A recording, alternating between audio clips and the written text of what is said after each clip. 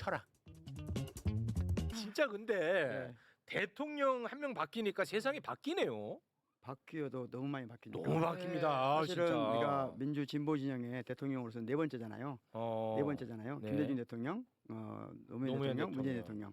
네 번째인데 사실은 이제 김대중 대통령 때는 오래돼서 기억이 잘 안 나고요. 노무현 대통령하고 문재인 대통령 때는 국민과의 뭐 만남이나 기자회견하면 불안불안했거든요. 하도 막 이렇게 씹고 마타도 하고 그러니까 불안불안했는데 네. 지금은 불안하지도 않고 일단 조금 마타도 해도 신경도 안 쓰여요. 얼마나 편하고 좋습니까?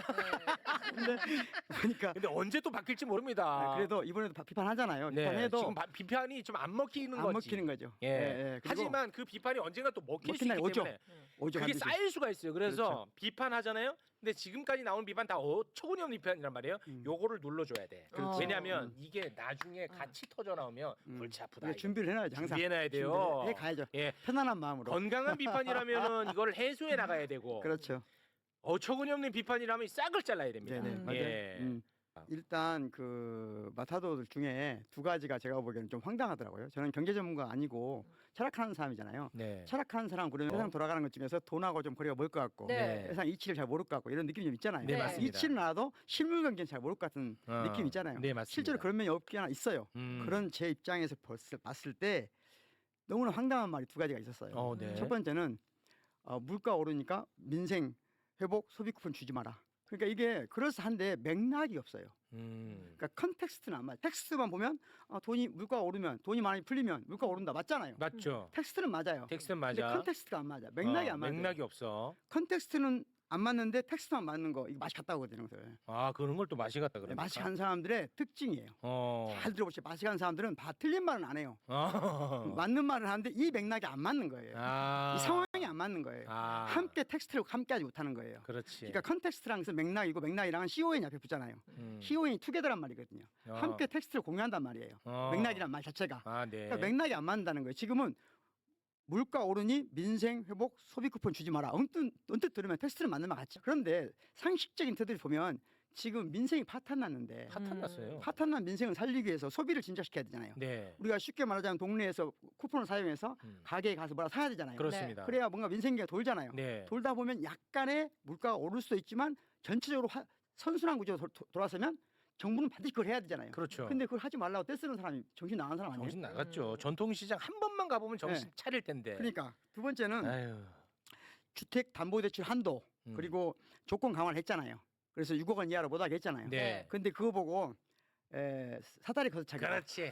그거 매불쇼가 사전에 그냥 싹을 잘라버렸습니다. 사다리 걷어차기다. 네. 그래서 야 참 황당하다. 황당한 거야. 그러니까 네. 목마르다고 바닷물 먹이냐 한마디로 끝내버렸습니다. 그거 이제 대통령이 딱 얘기하더라고요. 네. 그러니까 대통령 말씀이 먼저 한 거예요? 아니면 최욱 씨가 먼저 한 저희 거예요? 쪽에서 먼저 최욱 씨 작품은 아니고 이광수라고 하는 사람의 작품이고요. 최근에 그거를 이광수 선생님이 활약이 컸던 거예요. 화력이 대단해요. 이제 매불쇼 와서 홍보하시잖아요. 예, 진짜 화력이 대단합니다. 홍보했고 바로 조치가 나왔잖아요. 그렇습니다. 나 그때 좀 뿌듯했고 이광수 선생님 자랑스럽더라고.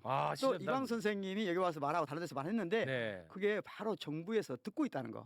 대통령이 알고 있다는 거. 나 눈물 나. 그리고 타운홀 미팅에서 그분 직접 내세워 칭찬하잖아요. 맞아. 이게 제대로 된 나라 아니에요? 나 진짜 눈물 난다니까. 그러니까 진짜 그 모든 것들을 대통령이 그걸 다 알고 있고 그거를 신경 쓴다는 게 얼마나 감사한 일입니까? 그러니까 제가 이재명 대통령 후보 시절에 이재명 대통령이 가지고 있는 가장 큰 장점 중에 하나로 제가 설명드린 적이 있어요. 여기 와서. 네. 이재명 대통령은 민심을 파악하는데 뛰어난 능력이 있어요. 아주 뛰어난 능력이 있어요. 타운홀 미팅 보면서 깜짝 놀랐어요. 어떻게 지금 우리가 하고 있는 게 다 듣고 있지? 맞아. 그것은 그분이 예전부터 성남시장 시절부터 주민들이 국민이 시민이 하고 있는 이야기 그중에 의미 있는 이야기 가치 있게 읽어야 될 이야기 빨리 읽어야 될 얘기 중점을 둬야 될 얘기를 순식간에 알아차리는 놀라운 능력을 타고났고 또 그런 능력으로 지금까지 정치를 해오신 거예요. 그리고 그걸 좋아해요. 좋아해요. 그게 그러니까 핵심이야. 우리가 해야 될 게 뭐냐 필요한 얘기 있으면 해야 된다. 해야 돼.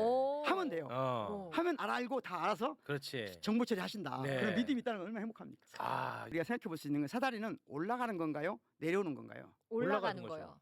이게 대단한 거예요. 이 두 분 다 사다리를 안 사용해 보신 거예요. 실제로 많이 안 써보신 거죠. 네. 사다리는 올라가는 데만 쓰는 게 아니잖아요. 올라갔다 내려올 내려올 때도 같이 쓰는 거죠. 그렇죠. 사다리를 안 써주신 분들은 올라가는 것만 생각을 해요. 대체 그런 경향이 있다. 네. 이런 전제에 두고 실제로 실제 사다리를 걷어차는 사람은 올라간 사람일까요? 밑에 있는 사람일까요? 음. 실제로 사다리를 사용해서 어딘가 올라간 사람은 사다리가 없어지면 죽는 큰일 거예요. 나지, 죽는 그- 거지. 죽는 거지. 어. 그러니까 사다리는 누가 걷어차요? 밑에 내려온 밑에 내- 사람이 밑에 밑에 있는 사람이 사람이 걷어차지. 위에 있는 사람 해코지 할 때 그렇지, 그렇게 쓰는 거죠. 그런데 그러니까 이건 사다리를 실제로 사용하는 사람들은 사다리를 그런 식으로 은유로 쓰질 않아요. 무슨 말 하는지 알겠다. 네. 왜 이 말씀을 하시는지 몰랐는데 예, 예. 이제 알겠네. 예. 제일 먼저 우리가 생각해 볼 수 있는 것은 이번 이재명 대통령이 첫 번째 시행한 거 있잖아요. 그러니까 주택 서울에서 6억 원 이상은 더 이상 돈을 빌릴 수 없어. 대출 규제. 주택담보대출 할 수 없어. 네. 이것은 사다리를 보면 무엇을 뺀 것이냐 이거예요. 그래서 이미지를 보면 사다리랑 크게 디딤대하고 버팀대로 돼 있거든요. 버팀대는 양쪽 크게 기둥, 네. 버팀이고 버팀. 디딤은 하나씩. 그렇지. 그럼 이미지를 보시면 맨 윗장에 이미지를 보시면 맨 윗장 걸 너무 과도하게 지금 흥분되어 있는 이 시장을 가라앉히기 위해서 맨 위에 디딤대만 살짝 빼놓는 거예요. 임의적으로. 너무 올라가지 못하게. 네, 이렇게 해놓은 것은 다른 말로 하면 이 밑에 있는 모든 사람들에게 사다리를 온전하게 갖추기 위한 조건이란 말이에요. 잘못하면 모든 사다리가 무너지게 생겼어요 지금. 네. 사다리 자체가. 네. 사다리 자체가 정말로 걷어차게 할 것 같으니까 시장이 정부는 이 사다리를 맨 윗 디딤대만 하나 임시적으로 빼놓은 것이다. 이렇게 저는 이해를 해요. 네. 사실은 이 사다리 걷어차기가 그러니까 잠깐 이미지를 하나 보여주실래요? 유럽에서 네. 이런 일이 있었어요. 잘 보시면 저 위에 맨 위에 보면 다시 말하면 저기 영국이라고 생각해봐요. 영국이 네. 밑에 있는 나라들 캐나다, 뉴질랜드 이런 나라들을 걷어차고 있어요. 이게 어떤 모습이냐면요. 영국이나 미국이 똑같이 유럽이 대부분 이렇게 했는데 처음에 자본주의가 막 강해질 때 자기들이 처음에는 전 나라에다가 전 식민지에다가 물건을 팔아먹잖아요. 팔아먹는데 어느 순간 식민지에서 들어오는 물건 때문에 자기들 경제가 조금 위태로워져요. 그러니까 어떻게 하냐? 보호무역을 합니다. 그래서 지금 트럼프가 하고 있는 똑같은 거거든요. 그 사다리에 그 캐나다 이렇게 써 있네. 써 있어요. 잘 보시면 캐나다 써 있고 뉴질랜드 써 있고. 뉴질랜드 예, 예. 써 있고. 그러니까 경제적으로 크게 성공한 나라들이 처음에는 보호무역으로 성공을 해요. 그래서 그 보호무역 성공한 다음에 자기들이 성공했잖아요. 그러면 이제부터는 자기들은 자유무역을 해. 그러면 이제 후발 국가가 막 어떻게 해요? 보호무역 따라하려고 하잖아. 그러면 자유무역도 하라고 그래. 그 자유무역 하다가 후발 국가가 따라오잖아요. 그럼 다시 또 보호무역해.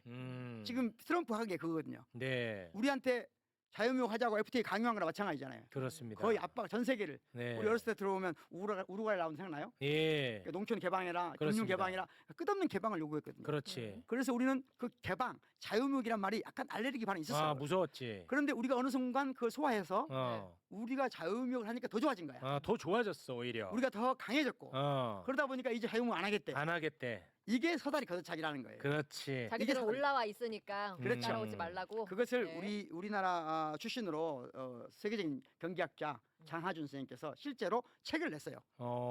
책을 낸 게 뭐냐면 Kicking Away the Ladder, 사다리 걷어차기는 책을 내셨어요. 이게 지금 트럼프가 지금 보호무역 정책을 펼치기 바로 직전 상황이에요. 그러니까 다른 모든 나라에게 자유무역을 하고 강요하는 거예요. 그래서 보호무역에 사다리를 걷어차는 거거든요. 네. 근데 이제는 뭐예요? 본인이 보호무역 하면서 자유무역에 사다리를 걷어차는 상황인 거예요. 그렇습니다. 그러니까 이건 그야말로 강자의 논리인 거죠. 강자의 논리야. 사다리, 강자들이 사용하는 논리예요. 예. 자, 그러면 이제 강자의 마지막으로 핵무기도 다 그 사다리 걷어차기 아닙니까? 핵무기도 솔직한 얘기로. 그렇죠. 지들도 핵무기 다 버린 다음에 핵무기 못 만들게 해야지. 지들은 막 수없이 갖고 있으면서 핵무기 못 만들게 하는 거 아닙니까? 그렇죠. 자, 그러면 자식들. 여기서 한 가지 강남하고 네. 수도권 아파트 소유자들이 보았을 때 그들의 입장에 서보자는 거예요. 그러면 그들이 이용했던 수단이 대출을 이용했던 뭘 이용했던 어쨌든 지금 강남의 아파트 소유주자 또는 네. 2주택 이상의 보유자가 있다고 생각해보자는 거죠. 네. 자, 그들의 입장에서는 지금 다른 사람들 아직 이 아파트를 소유하지 못한 사람들이 자기하고 똑같은 욕망을 가지고 대출을 엄청 받아서 올라오길 바라요? 아니면 못 올라오길 바라요? 못 올라오길 바라겠죠. 저는 올라오길 바랄 것 같아요. 그렇게 최후 시점 생각하면 안 된다는 거예요. 지금. 제 생각하면 안 돼. 생각해봐요. 저 사람들이 네. 나하고 똑같은 욕망을 가지고 빚을 내서 올라와야 자기가 50억에 산 게 80억이 되잖아요. 그렇지, 내 집값이 아. 올라가지. 네. 그렇죠. 네. 그러니까 이들이 진정으로 원하는 건 뭐냐면 사람들이 계속해서 대출 규제 안 하고 대출을 더 열어줘서 결국은 사다리를 엉성하게 만들어서 막 계속 올라오게 계속 올라오게. 계속 올라오게 사다리 걷어차기 하는 게 아니에요. 이거. 사다리를 걷어차면 망해요. 아. 사다리 이 디딤들 하나를 빼면 강남에 있는 실소유주들은 자기들이 원하는 걸 모든 걸 일순간에 정지시켜야 됩니다.